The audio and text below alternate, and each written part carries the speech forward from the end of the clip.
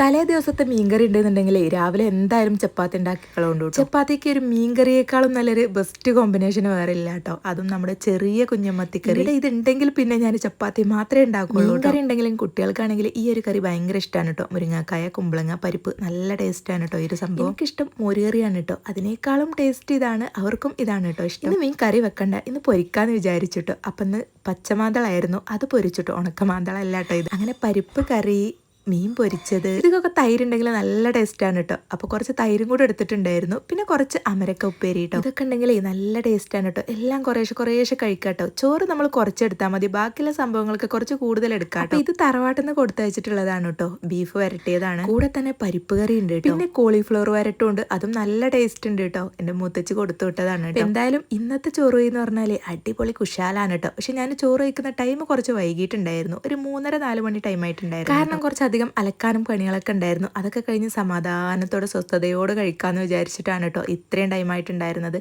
അപ്പോൾ ഇതാണ് കൊടുത്തു വിട്ടിട്ടുള്ള പരിപ്പ് കറി. ഉണ്ടെങ്കിൽ നമുക്ക് എല്ലാം കൂടെ ഒരുമിച്ചായിരിക്കൂലേ. ചില ദിവസമാണെങ്കിലോ ഇല്ലെങ്കിലോ ഒന്നും ഉണ്ടാവില്ല, അങ്ങനെ ഉണ്ടാവാറുണ്ട്. എല്ലാതും നമ്മൾ ശീലിക്കണമല്ലേ. ചില ദിവസം എനിക്ക് നല്ല വിശപ്പാണെന്നുണ്ടെങ്കിൽ ഞാൻ എന്ത് പണിയാണെങ്കിലും അതിൻ്റെ ഇടയിൽ ഞാൻ ചോറെടുത്തിട്ട് കഴിക്കാറുണ്ട് കേട്ടോ. ആരെങ്കിലൊക്കെ തുണക്കുണ്ടെന്നുണ്ടെങ്കിലാണ് അങ്ങനെ കഴിക്കാറുള്ളത് കേട്ടോ. അതായത് ഞാൻ എന്തെങ്കിലുമൊക്കെ പണിയെടുക്കുന്നതിൻ്റെ ഇടയിൽ കുഞ്ഞാക്കൊക്കെ വരികയാണെങ്കിൽ ഞാൻ അപ്പം ഫുഡ് എടുത്തിട്ട് കഴിക്കട്ടോ. ഞങ്ങൾ രണ്ടുപേരും ഒരുമിച്ച്.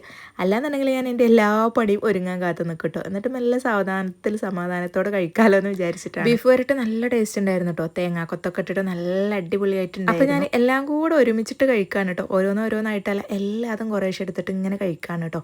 അപ്പോഴാണ് ഇതിൻ്റെ ആ ഒരു ടേസ്റ്റ് കിട്ടുന്നത്. പെരിയും ബീഫും കറിയും ചോറും തൈരും എല്ലാം കൂടെ അങ്ങോട്ട് കൂട്ടിക്കുഴച്ച് കഴിച്ചാൽ എൻ്റെ അമ്മ സ്വർഗ്ഗമാണ് കേട്ടോ.